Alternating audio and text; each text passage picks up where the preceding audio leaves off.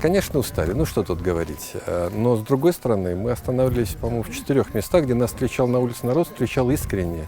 Он искренне был рад, и вот этот душевный настрой нам передался.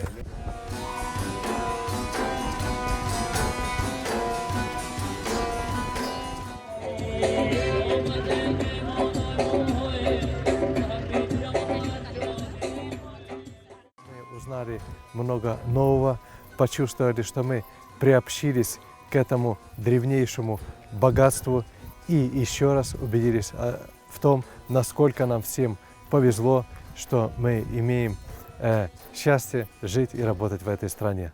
Дорогие гости, добро пожаловать в наш район. Мы очень рады видеть вас в нашем недавнем крае.